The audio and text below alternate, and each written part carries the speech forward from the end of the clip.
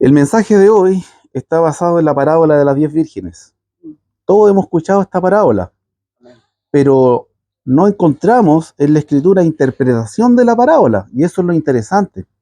¿Por qué el Señor Jesús algunas parábolas las explica y otras las deja de tarea a nosotros para poderlas entender, obviamente, a través de su enseñanza?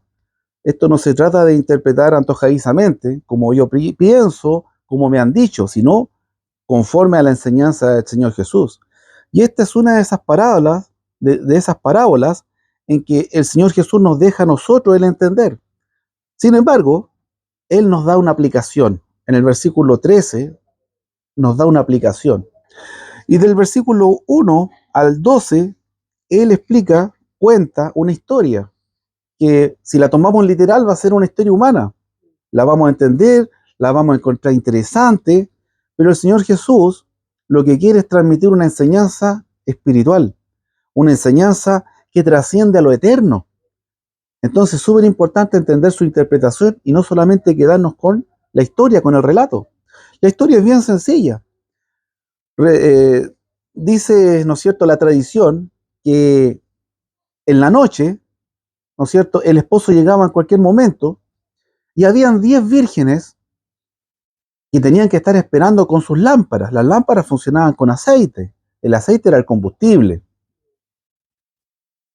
Pero de estas 10 vírgenes, 5 son llamadas insensatas y 5 sabias, prudentes.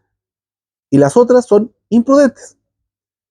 ¿Qué es lo que hace la diferencia? Fíjese que solamente una cosa hace la diferencia. Una sola cosa. Las 10 se quedaron dormidas mientras cabeceaban. Las 10 llegaron.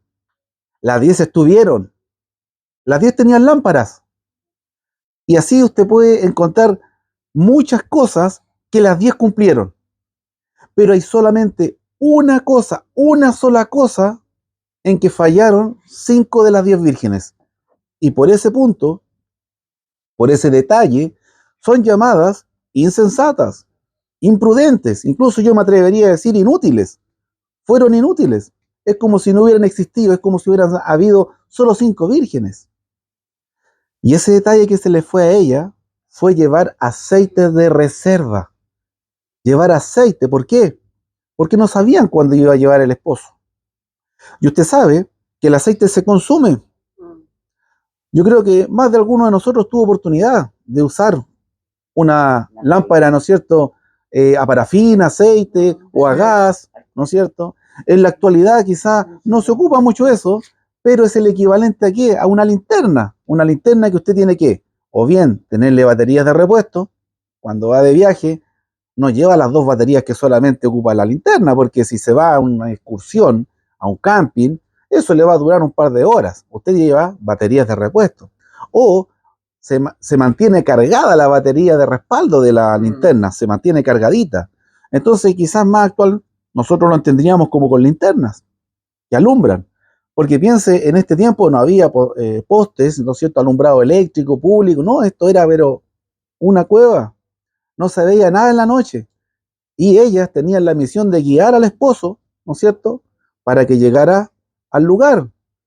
Era sumamente oscura la noche, no como ahora que tenemos lo que se denomina contaminación lumínica. Usted sabe que nosotros acá en Santiago de Chile no vemos las estrellas. Yo creo que usted ha tenido oportunidad de retirarse un poquito de Santiago, a la costa, al sur, al cerro, y se ve un cielo estrellado hermoso. Trate de verlo en Santiago. No se puede. Entonces, tenemos que ir, ¿no es cierto?, a lo que es el contexto temporal de una oscuridad absoluta, hermano. Como cuando usted ha estado viendo las estrellas y lo único que ve son las estrellas porque el suelo, el paisaje desapareció. Lo que va a hacer la diferencia aquí en esta historia, entonces, es haber llevado o no aceite de reserva. ¿Por qué es lo que hace la diferencia? Versículo 8. Porque por no llevar aceite de reserva no podían justamente recargar las lámparas. ¿Y qué dice el versículo 8? Estas 8 vírgenes imprudentes, insensatas, ¿qué dijeron? A las prudentes, danos, bueno, voy a leerlo literalmente el versículo 8, danos de vuestro aceite, porque nuestras lámparas se apagan. Denos de su aceite, porque nuestras lámparas se apagan. Suena un poco, se podría decir, lógico, un poco práctico, ¿no es cierto? El tema de pedir. Está muy de moda ser solidario, no ser egoísta, convidar. Entonces aquí como que uno dice, más que raro, ¿y por qué egoísmo más grande si tenían de reserva? No sabemos si es sobra, pero tenían de reserva. ¿Por qué no le convidaron un poco a las otras? El motivo está bien explicado en el versículo siguiente, 9. Para que no nos falte a nosotras y a vosotras, id más bien a los que venden aceite y compren para vosotras mismas. El motivo era bien sencillo. Ellas llevaron aceite de reserva, pero para lo que podían necesitar ellas. Bien, y yo le puedo dar muchos ejemplos, pero me voy a desviar de la idea. Entonces, aquí solamente nos vamos a enfocar en que ellas tenían aceite de reserva, pero no para convidar. Si ya les convidaban, ellas también se iban a quedar sin aceite, y esas 5 también hubiera pasado a ser imprudentes o insensatas. Y tendríamos entonces la parábola de las 10 vírgenes insensatas. ¿Ah? Entonces, eso es lo que hace la diferencia. Ellas se prepararon, tenían el aceite de reserva.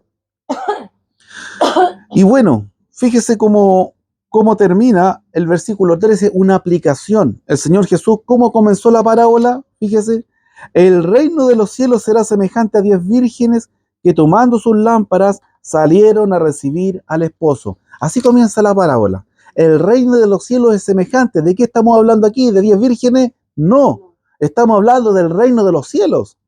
Y el reino de los cielos va a tener una similitud, una semejanza a esta historia de las 10 vírgenes.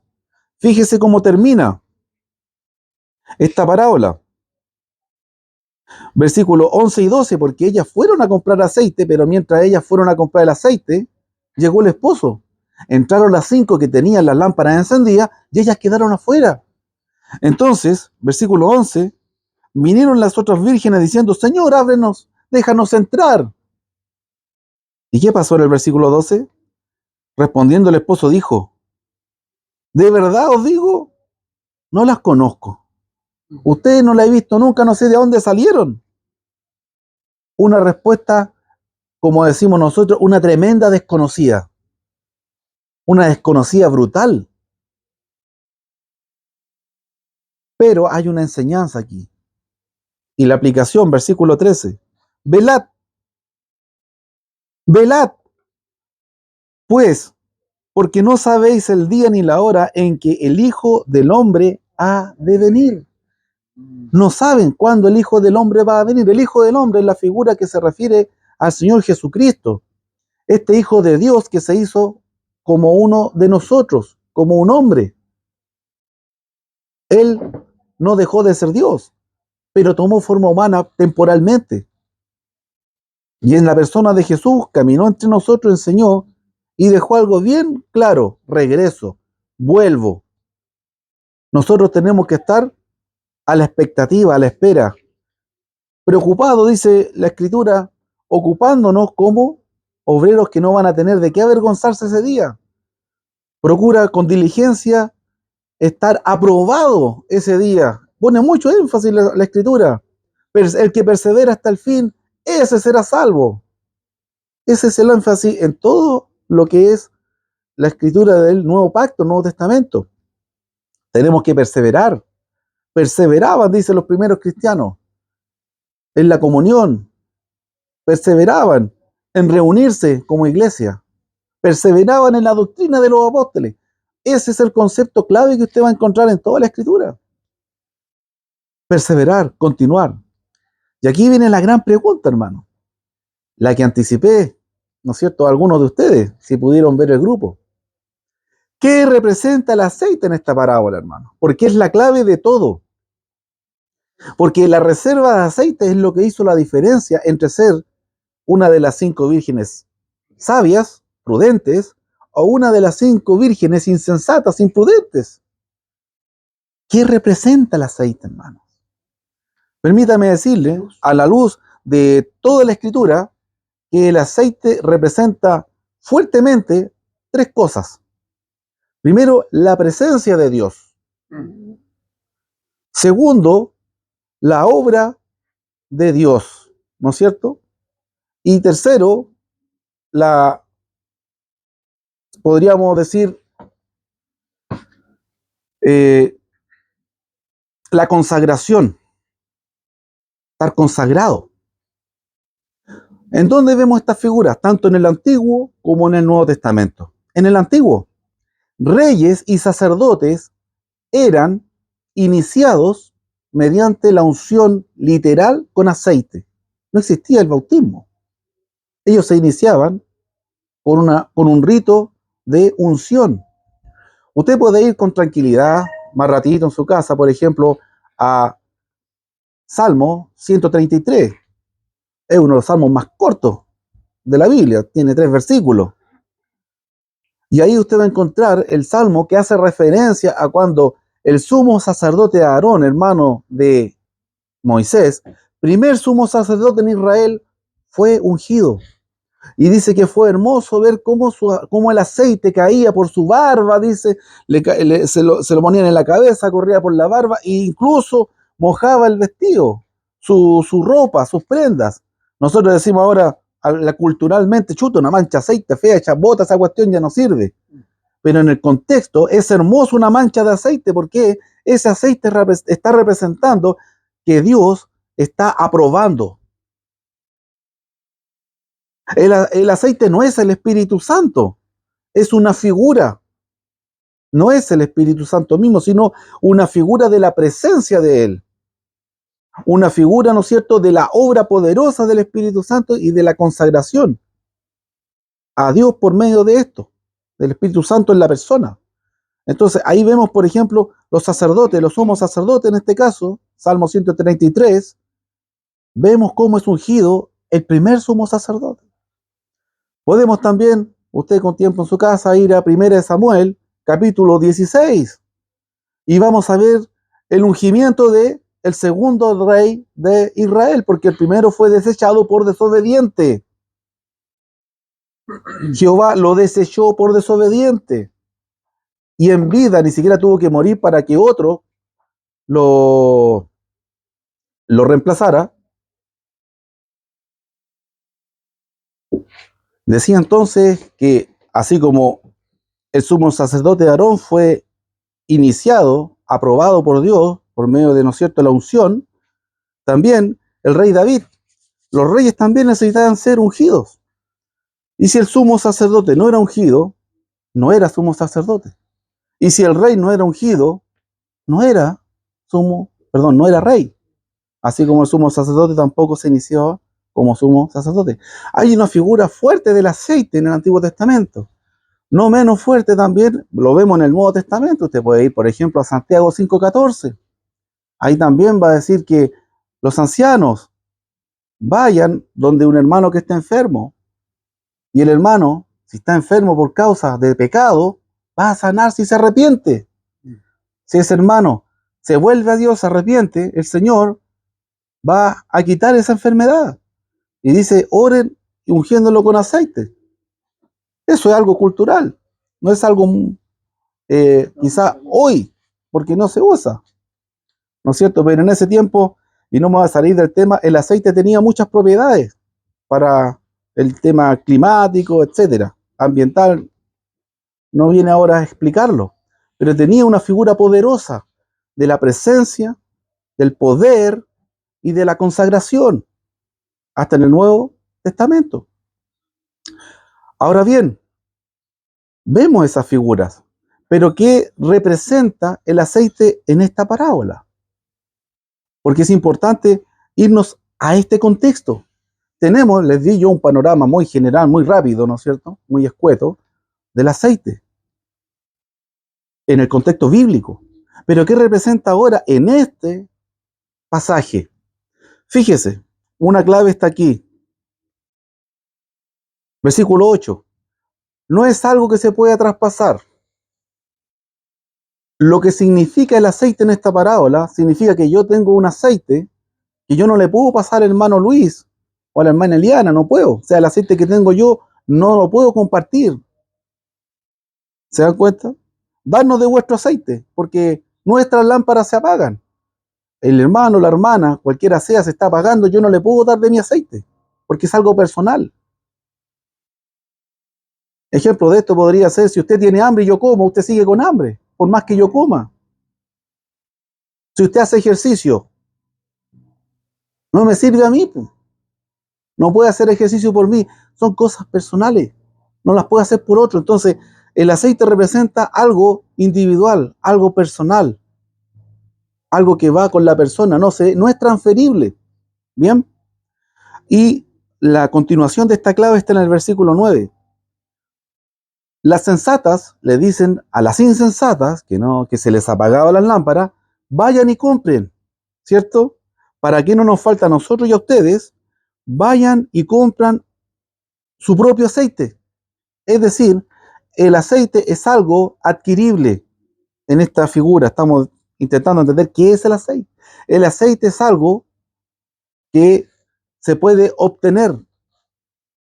Pero cuando dice la palabra, vayan a los que venden y cómprenlo, eso tiene una idea fuerte, poderosa. Comprar significa dinero. El dinero significa tiempo que usted invirtió, trabajo, energía, cosas que dejó de hacer. A usted no le pagan en el trabajo, ¿no es cierto? Si no va, si no trabaja, lo despiden. Entonces, cuando a nosotros nos pagan por un servicio, por un trabajo, es porque hicimos algo. Entonces, cuando aquí dice, vaya y compre, significa atrás de eso esfuerzo, tiempo, dedicación, sacrificio. Está implícito. Yo no puedo comprar si no tengo dinero. ¿No es cierto? Y la forma, entendemos, estamos hablando en el sentido común, de obtener el dinero es trabajando. Bien, en el contexto de la escritura, lo que es aceptable y agradable a Dios trabajando. Es lo que enseña la palabra de Dios. Entonces, el aceite es algo que no se puede transferir de una persona a otra. El aceite es algo que yo tengo que adquirir, pero ese adquirir me va a significar tiempo, energía, dedicación, esfuerzo. ¿Perfecto? Entonces, hasta aquí yo podría preguntar, piensa en su mente, piensa en su corazón, ¿qué es el aceite? Eso es. Muchos pueden ya tener la respuesta, o por lo menos ya tenemos las claves para empezar a deducir qué es el aceite. ¿Qué es el aceite? Vamos a ver algunos pasajes que tienen relación con aceite. Yo busqué uno muy interesante que ayuda a entender esto, porque tiene relación con que el aceite escasea o no escasea. El aceite puede escasear o no escasear. Aquí hay aceite que escaseó para 5. ¿Por qué? Porque no se preocuparon. Y 5 no escaseó porque se preocuparon. ¿A dónde vamos a ir? A dar una vueltita. Vamos a regresar al Nuevo Testamento. Primera de Reyes, capítulo 17. Primera de Reyes, capítulo 17. Y yo le dejo de tarea leer el 17 completito para entender en mejor manera el contexto. Yo voy a leer solo del 8 al 16. Y usted va a poner mucha atención del 8 al 16. La palabra está hablando de Elías. Del versículo 1 al 7, resumiendo, lo que dice es que por voluntad de Dios, 3 años y medio sin llover estuvo en esa tierra. 3 años y medio. Aquí hablan de un año seco y se vuelven locos. Dice la palabra, usted lee los primeros 7 versículos, ni siquiera rocío, ni siquiera cayó rocío por 3 años y medio sobre esa tierra. Porque había desobediencia, habría rebelión contra Dios. Y Elías, versículo 8, entra en escena, ¿no es cierto?, por la voluntad de Dios, y dice la palabra. Vino luego a él palabra de Jehová diciendo, levántate, vete a Sarepta de Sidón y mora allí, y he aquí yo he dado orden allí a una mujer viuda que te sustente. Entonces él se levantó y se fue a Sarepta, Y cuando llegó a la puerta de la ciudad, he aquí una mujer viuda que estaba allí recogiendo leña. Y él la llamó y le dijo: te ruego que me traigas un poco de agua en un vaso para que beba. ¿Qué estaba haciendo la viuda? Recogiendo leña. Usted va a ver un poquito más adelante por qué estaba recogiendo leña. Es terrible el motivo por el que estaba recogiendo leña. Y el profeta Elías le dice: tráeme un vasito con agua. ¿Ya? Versículo 11. Yendo ella para traérsela, la volvió a llamar y le dijo: te ruego que me traigas también un bocado de pan en tu mano. Tráeme también un bocado de pan. Y aquí viene el motivo. Versículo 12, mire. Y ella respondió: vive Jehová tu Dios, que no tengo pan cocido. Realmente no tenía pan, hermano. Vamos a ver la historia. Dice: no tengo pan cocido, solamente un puñado de harina tengo en la tinaja. ¿Qué tenía esta viuda? Un puñado de harina y un poco de aceite en una vasija. Un poquito de aceite. Igual como cuando usted dice: hay que comprar aceite, ya me queda el concho. Es lo mismo, hermano. Y ahora recogía 2 leños. Estaba recogiendo 2 leños. ¿Para qué? Para entrar y prepararlos para mí y para mi hijo. Para que lo comamos y nos dejemos morir.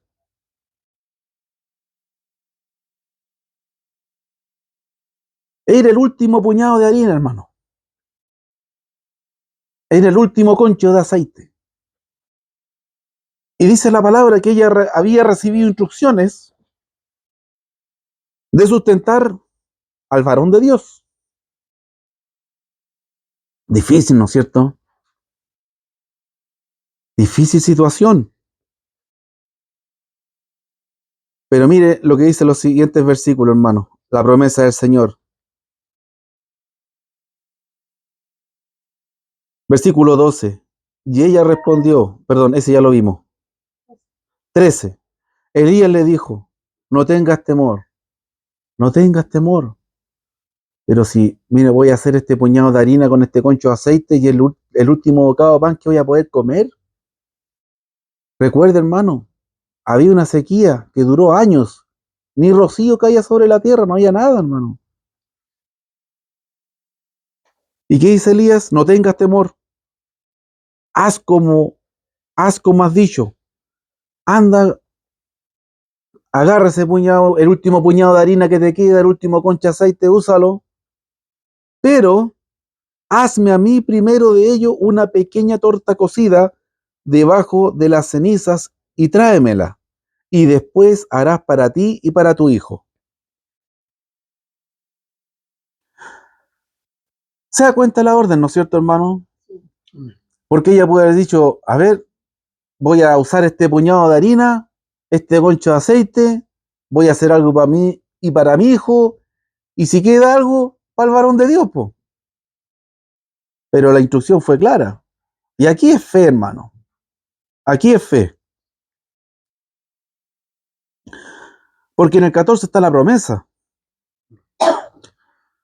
Porque Jehová ha dicho, porque Jehová Dios de Israel ha dicho así: la harina de la tinaja no escaseará, ni el aceite de la vasija disminuirá hasta el día en que Jehová haga llover sobre la faz de la tierra. ¿Se está dando cuenta, hermano, lo que dice aquí, no es cierto? Que da un puñado de harina, un concho de aceite, pero por la palabra de Dios, ese puñado de harina y ese concho de aceite no se iba a acabar nunca. Pero había una condición, y la condición está aquí, versículo 13. Pero hazme a mí primero de ello. Primero cocíname a mí, dijo Elías. Y si ella hubiera cocinado primero para ella y su hija, hubiera sido el último puñado de harina, hermano, y el último concho de aceite. Y no hubiera tenido para el varón de Dios. Pero ella obedeció la palabra de Dios. Dios ya le había de alguna manera anticipado a ella. Y llegado el varón, dijo, yo soy el que Dios te dijo, susténtalo. Entonces vaya, hágalo. Ella fue a buscar 2 pedazos de palo para cocinar la última tortita de pan y dejarse morir, porque era lo que le quedaba, ya no quedaba nada. Y así estaba todo el pueblo, hermano. Así estaba todo el pueblo.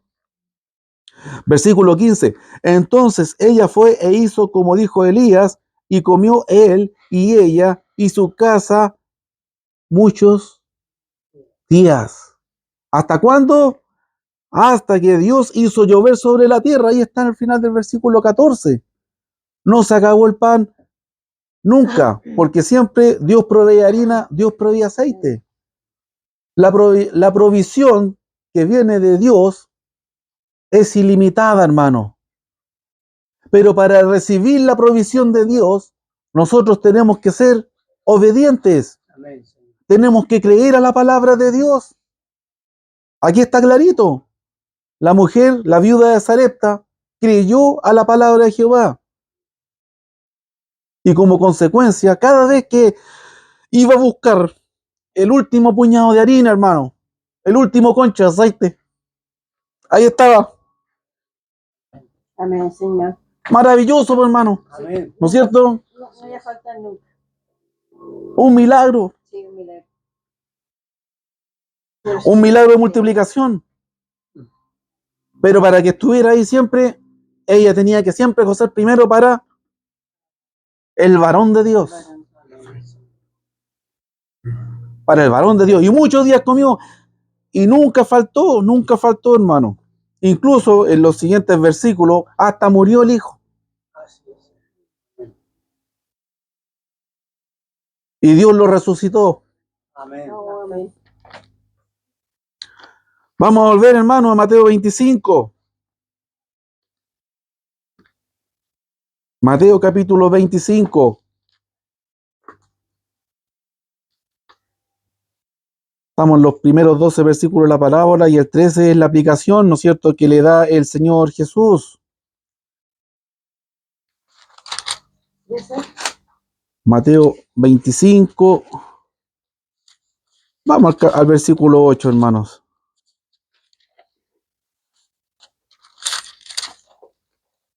Versículo 8.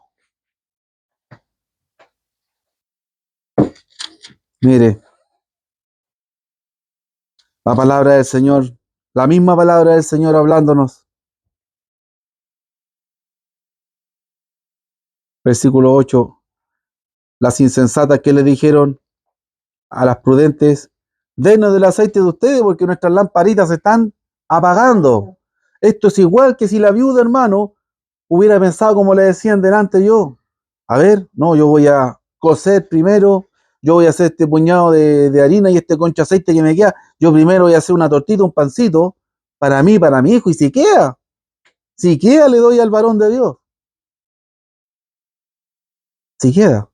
Es decir, no creer en la provisión de Dios, no obedecer la palabra de Dios. Amén. Pero en el versículo 9 se declara, ¿qué dijeron las prudentes? Para que no nos falte ni a nosotras ni a ustedes, vayan a los que venden y comprar para ustedes mismas. ¿Cómo compramos, hermano, el aceite divino? ¿Cómo adquirimos el aceite divino? Igual que la viuda, hermano. Oyendo y creyendo y obedeciendo la palabra de Dios. Amén. Así nunca le va a faltar, hermano, la provisión de Dios. En este caso, el aceite de las lámparas. El aceite de las lámparas, hermano, representa, como le decía al principio, la presencia poderosa del Espíritu Santo. No es el Espíritu Santo, es la presencia ahí en la lámpara. Representa la obra que puede hacer Dios en su vida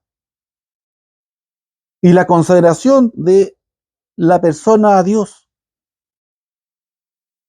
Pero para ello, para tener, ¿no es cierto?, para proveernos de aceite, porque este es un aceite divino, hermano.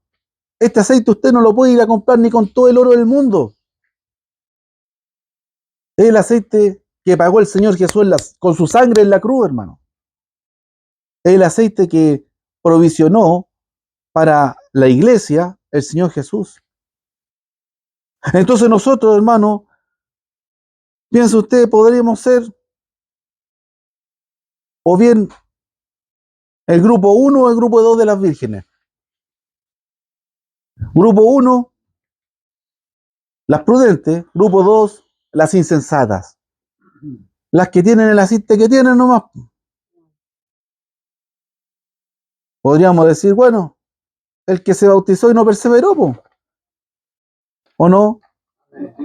Claro, creyó, obedeció, se bautizó, por ejemplo, fue proveído ese aceite divino, la provisión de Dios, pero no persevera, no persiste.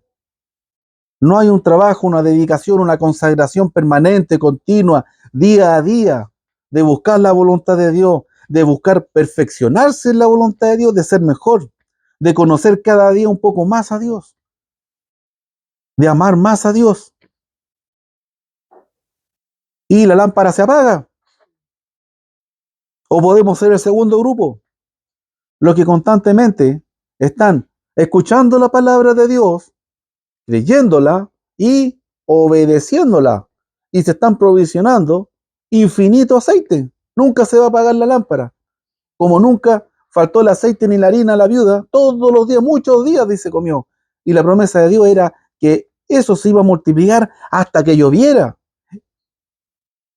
Y la lluvia demoró 3 años y medio en llegar, hermano. Imagínense, imagínense, muchos años. Entonces, hermano, ¿cómo entendemos el aceite? Es nuestra atención a Dios,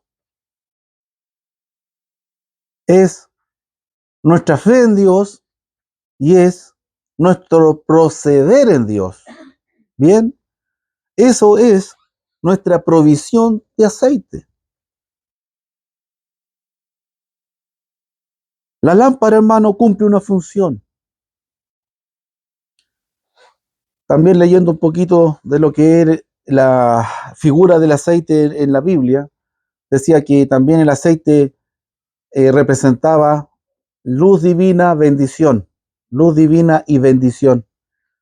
Bien, el aceite era algo sumamente importante en el contexto, sobre todo del Antiguo Testamento, pero no menos importante en el Nuevo. El aceite tenía un uso extraordinario, era demasiado imprescindible. Quizás ahora no se le toma el peso a eso, al contrario, hay personas que hasta no quieren ni ver el aceite por las grasas trans y un montón de cosas, son como, ¿no es cierto?, más dietéticos, etcétera. Pero aquí estamos hablando de supervivencia. En el tiempo del Nuevo Testamento y mayormente en el del Antiguo, es supervivencia. El aceite era algo esencial en la vida cotidiana y tenía alcances incluso en la sanidad, incluso en la sanidad. Bien, entonces luz, sanidad y la bendición de Dios. Tenía mucho, hay mucho, se podría decir, simbolismo en el aceite como la presencia de Dios. Y lo que va a hacer la diferencia en si somos el grupo de las vírgenes sabias o el grupo de las insensatas, si vamos a ser parte del grupo de las vírgenes prudentes o imprudentes, lo único que va a hacer la diferencia es si nos estamos provisionando del aceite divino, hermano. Esa presencia constante de Dios en nuestra vida. Nosotros podemos tener el Espíritu Santo morando en nosotros, hermano. Pero podemos ser una lámpara apagada, hermano. Y esta es un poquito una extensión de la parábola misma. Pero sí, no me estoy saliendo de la Biblia, porque esto lo dice, ¿no es cierto?, el hermano Pablo, allá en Efesios 4:30. Usted puede ir con calma y leer. Él advierte que no entristezcamos o no contristemos el Espíritu Santo que mora en nosotros. Ese Espíritu Santo, la presencia de Dios, el poder que puede obrar en nosotros, los que creemos, ¿no es cierto? Podemos ser lámparas apagadas. ¿Que estamos entristeciendo? a Dios, al Espíritu de Dios, nos sirve de mucho. Nos sirve de mucho. Colosenses 3:16 nos alienta, nos insta a qué? A ser conocedores de la palabra de Dios. La palabra de Cristo abunde en abundancia en vuestros corazones. En la medida que estamos inundando nuestro corazón con la palabra de Dios, vamos a poder fortalecer nuestra fe, porque la fe viene por el oír. Muchos hermanos se enfrían, no perseveran, y la raíz era, bueno, no le dabas tiempo a este alimento espiritual, porque no solo de pan vivir el hombre, sino de toda palabra que sale de la boca de Dios. Eso lo enseña el Antiguo y Nuevo Testamento. Eso lo encuentran en Deuteronomio y en el mismo Evangelio de Mateo capítulo 4. Ahí está. Si no nos nutrimos de la palabra de Dios, nuestra fe, según enseña Romanos 10, ¿qué va a pasar? Se debilita. Es igual que cuando no comemos, andamos tiritones, con falta de concentración, con dolor de cabeza. Y si insistimos en no comer, podemos caer, ¿no es cierto?, graves o muertos. Entonces es un tema grave, hermano. Amén. Voy a terminar con 1 de Juan capítulo 2, versículo 20. 1 de Juan capítulo 2, verso 20.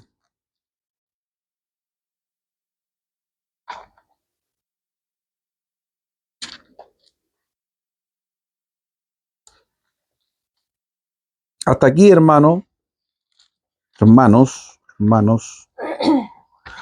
hasta aquí, superficialmente, podríamos entender, el aceite del Espíritu Santo. No, no es el Espíritu Santo el aceite, hermano. Porque entonces echémosle al Espíritu Santo la culpa de que hubieron 5 vírgenes insensatas. Bueno, el Espíritu Santo no estuvo ahí, pues. No, el Espíritu Santo nunca va a ser el culpable. La palabra de Dios nunca va a fallar. La parte divina es la que no va a fallar, la que va a fallar es la humana. El Espíritu Santo va más allá de solamente el Espíritu Santo. El aceite representa provisionarnos del Espíritu Santo. Porque nosotros podemos creer que Dios existe, que Dios es, que Dios vive, que Dios salva. Pero la pregunta más exacta no es si Dios salva, si Dios vive, es si Dios a mí me está salvando, si Dios a mí me va a salvar. Más que pensar en que Dios vive o existe, es Dios vive, Dios existe en mi vida. Eso es lo que hace la diferencia. Dios puede estar afuera o adentro, igual que el aceite. El aceite afuera de la lámpara no hace arder la lámpara, tiene que estar dentro. Tenemos que provisionarnos de él. Entonces es una responsabilidad personal. Como le decía a las vírgenes sabias, a las insensatas, a las imprudentes, vayan a los que venden y compren su propio aceite. Es decir, provisionense ustedes mismas para ustedes. Yo por más que estudie la palabra, o el hermano por más que estudie la palabra, no me va a transmitir a mí la revelación de Dios. Y lo que el hermano o hermana pueda llegar a creer a través de la palabra, ¿cómo lo voy a creer yo? No se puede transmitir. Es un trabajo personal, es una dedicación personal, hermano. Fíjese lo que nos va a decir el hermano Juan en su primera epístola, capítulo 2, versículo 20, por lo que vamos a ir concluyendo este mensaje. Pero vosotros tenéis la unción del Santo y conocéis todas las cosas. Le está hablando a la iglesia y le dice, ustedes tienen la unción del Santo y conocen todas las cosas. La unción está relacionada con conocer todas las cosas. Es decir, tenemos que estar involucrados y tenemos que tener una participación activa. ¿En qué? En conocer todas las cosas. Fue promesa del Señor Jesús, en el mismo evangelio de este hermano Juan, que el Espíritu Santo nos iba a guiar a toda verdad. ¿Y cómo lo hace? A través de su palabra. Porque son cosas que se tienen que discernir espiritualmente, dice la palabra. Amén. Pero, ¿cómo nos va a guiar el Espíritu Santo a toda verdad? Si lo que menos hacemos es estudiar la palabra, le damos más la oportunidad al mundo a que nos guíe a toda mentira, en vez de a Dios que nos guía a toda verdad. Y por si no le queda claro en el versículo 20, mire, vamos a ver el 27. Hablando de la unción, y unción significa ungir con aceite. Bien. Pero la unción que vosotros recibisteis de Él, hablando de Dios, permanece en vosotros. Fíjese. La unción divina permanece. El Espíritu Santo va a permanecer en la persona que obedeció al Evangelio. Pero ¿cómo va a permanecer? ¿Entristecido o gozoso? Depende de qué estamos haciendo. Dice, pero la unción que vosotros recibiste de Él permanece en vosotros y no tenéis necesidad de que nadie os enseñe. Así como la unción misma os enseña todas las cosas y es verdadera y no es mentira, según ella os ha enseñado, permaneced en Él. Es decir, aquí extiende la idea, desarrolla la idea, pero para decir lo mismo con más detalle. Fíjese esta línea clave. No tienen necesidad de que nadie les enseñe, ni siquiera el apóstol. ¿Por qué? Porque la unción misma os enseña. Nos encantaría tener aquí al hermano Juan, al apóstol, o a Pablo, o a cualquiera, nos encantaría. Pero hermano, no los necesitamos porque tenemos aquí la revelación del Espíritu de Dios, la revelación de Dios misma la tenemos aquí, para que ella misma nos enseñe. Si nosotros somos, dice la palabra, enseñados por Dios, no por el hombre.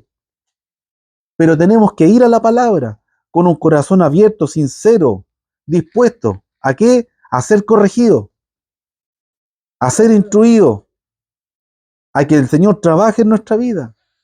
Amén, Señor. Porque ¿de qué sirve el aceite si la lámpara no arde? Yo insisto en eso. Podemos tener conocimiento, podemos tener incluso el sello del Espíritu Santo, pero el día de mañana, ¿cómo termina la parábola en versículo 13 del capítulo 25 de Mateo? Perdón, el 12. ¿Cómo termina la parábola? No las conozco, no las conozco, no las conozco. Que no nos pase eso a nosotros, hermano. Porque según el mismo Evangelio dice que muchos en ese día le van a reclamar que hicieron milagros, que predicaron la palabra, que hicieron esto y esto otro. Y Él les va a decir, apártense de mí, hacedores de maldad. Apártense de mí, hacedores de maldad. Lo que hace la diferencia, hermano, en nuestra vida, no es aceptar a Cristo un día. No hace la diferencia. El día que usted aceptó a Cristo en su vida, ese día usted era el mismo que el día anterior. Lo que hace el cambio en nuestra vida es perseverar en esa decisión. Y ahí hay un cambio en su vida.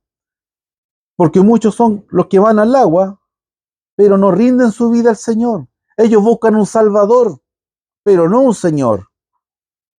Y Jesucristo es Señor y Salvador.